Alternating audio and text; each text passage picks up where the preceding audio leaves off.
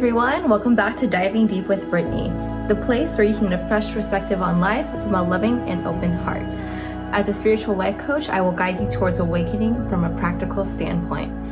If this sounds like something that you're interested in, then just keep on watching. You're in the place you're meant to be. So based on the poll that I held on Wednesday, it looks like you guys decided on the basics of astrology.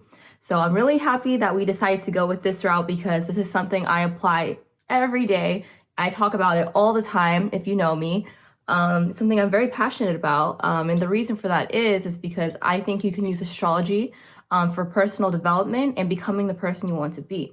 Why is that? Well, it's because it teaches you how to understand yourself in certain aspects that you never really thought were characteristics. It's just who you are. But the more detail-oriented you become with these traits that you have, the more aware and more awakened you are when you have relationships with others. We'll hear about astrology or your horoscope or your zodiac sign.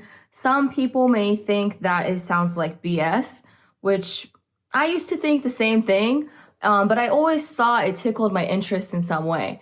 And it wasn't until last year when I first moved here and one of my coworkers really inspired me to really integrate astrology. And ever since she taught me what it was, I became obsessed with it. And within the last year and a half or so, I've just been learning and applying it. And I even had an astrology reading done by her dad, which was so amazing how someone could tell a lot about me without even knowing who I am, just based on my astrology.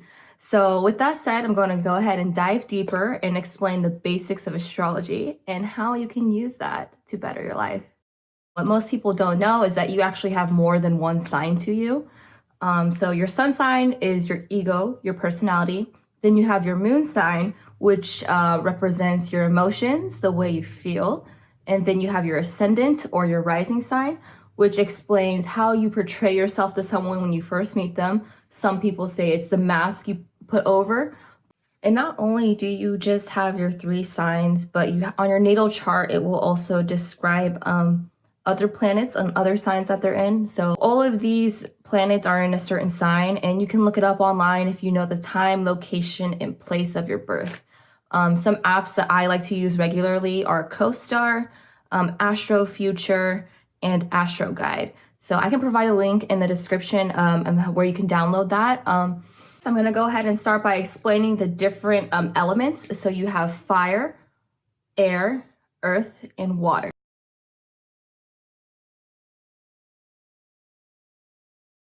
Fire signs.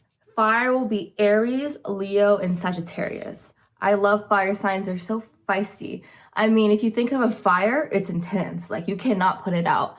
They can't really hide how they're feeling either. You can usually tell how a fire sign is feeling. Fire signs are fun. They have will. They have drive. They're the life of the party, you know? Like, you just want to be around them because it's like such a ball of energy. I mean, I think there's also a difference between developed or underdeveloped signs. There might be even a difference between extroverted or introverted fire signs. I can really see a difference, like in two of my coworkers that are Aries. So one, she is just the person that will give you a show. She's just entertaining. Like, you can tell how she feels. She will tell you straight up. Or then I have the introverted Aries where he is quiet, he keeps to himself, but if you get to know him, he will show you that fiery side of him, and he won't be afraid to tell you how he feels, but only if he feels comfortable with doing so. The only thing is that they can be kind of blunt or edgy because they don't know how to hold their opinions back. They might tell you something that is kind of uncalled for, but at least they're being honest.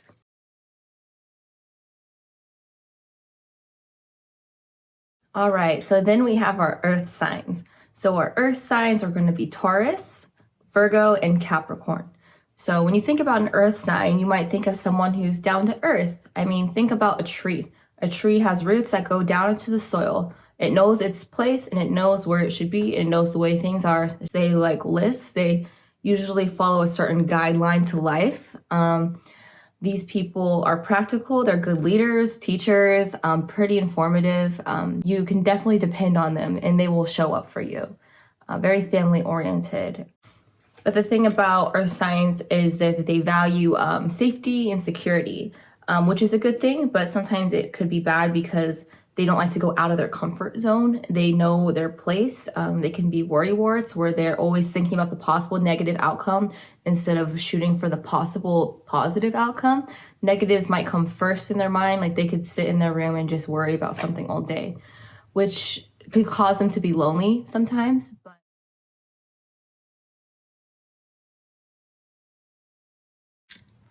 All right, next up we have our water signs. So our water signs are going to be Cancer, Scorpio, and Pisces.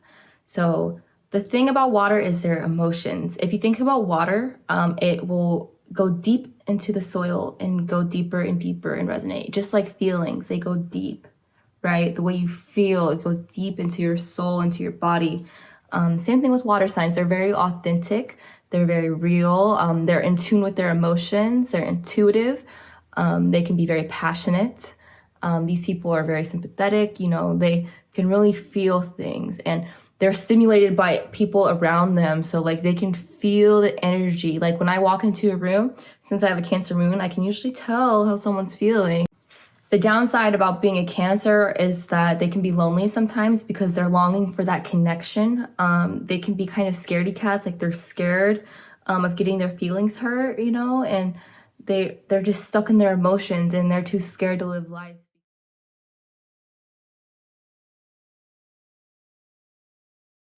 All right, next up, we got our air signs. So we have Geminis, we got Libras, and we got Aquarius. So if you think about air in nature, think about the wind. It goes through the air and touches the surface of everything around it. It doesn't go deep or rooted in it like earth or water, but it touches the surface of a lot of things, right? So air signs know a little bit about everything. They're the thinkers, they're good at communicating. But the downside about air signs is they can be indecisive. They don't really know what they want because they want everything, but they don't want everything. So it's kind of hard to make decisions for air signs. So they may seem to be like a bit flaky because they change their mind a lot, but in reality, they just don't know what they want. If you think about air, you can't keep it in a box, right? So air people are intellectual. They like to be independent and free. They're curious, they're talkative, they're observant, they're the thinkers. So you got to think outside the box.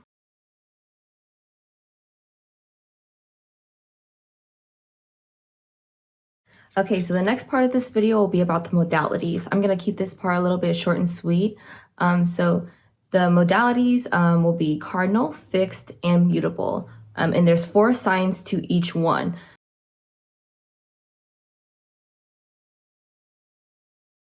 So cardinal signs are the start of things. They take initiative. They like new things. They will create a plan, but they aren't always the leaders that want to follow through with it. This depends on the signs that they're in. So for cardinal, we got Aries, we got Cancer, we got Libra, and Capricorn. So when you do like an Aries with a cardinal sign, that would be a fiery way of starting things.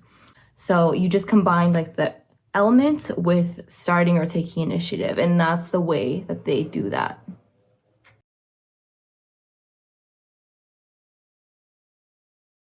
Next up, we have our mutable signs, which would be Gemini, Virgo, Sagittarius, and Pisces.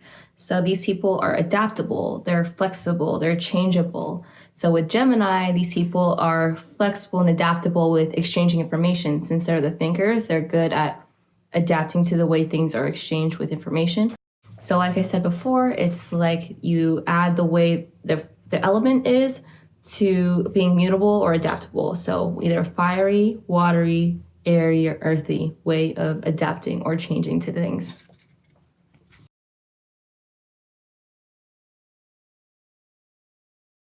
Fixed signs are more stubborn. They're more rigid and stuck in their ways. Like that's the way things should be. Like they don't really want to change their mind. For a Taurus, it might be a practical way of doing things. Or then you have Scorpios who are more contained with their emotions. Like they're stuck with their emotions because they don't want to change it. They're stubborn with it.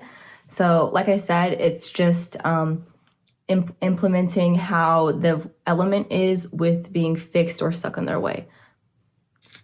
I know this is a lot of information to take in at once, which is why I try to keep it to the basics. But I think just knowing your elements with the mode that it's in will tell you a lot about yourself. So you can tell a lot by someone's ego, their personality, or you can tell a lot about their emotions, or the way they think, or the way they love, the way they act, you know. So I'll just give you a little rundown on how to read a chart by explaining what mine looks like. So in the beginning of the video, I told you that I'm a Gemini, which is an air sign, and it's mutable. So I go with the flow, I'm adaptable, I'm changeable, I'm social, like I'm really good at communicating with people.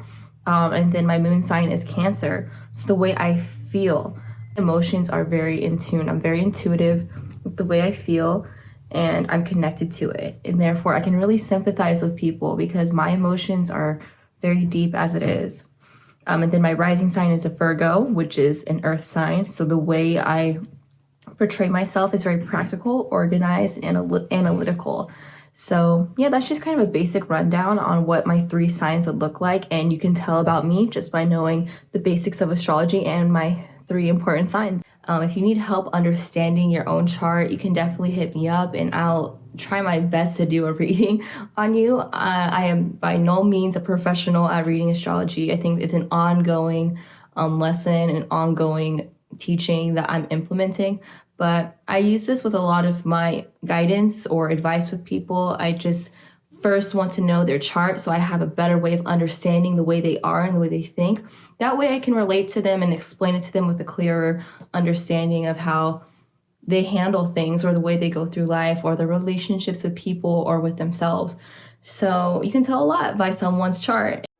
So thank you for watching this week's episode on the basics of astrology. I know that I talked about doing the conflict styles. I'm not going to dismiss that idea. I will eventually make a video on that as well. But I'm glad that we got to talk about astrology this week. So with that said, I'm going to send you off with love and peace from my heart to yours. Namaste.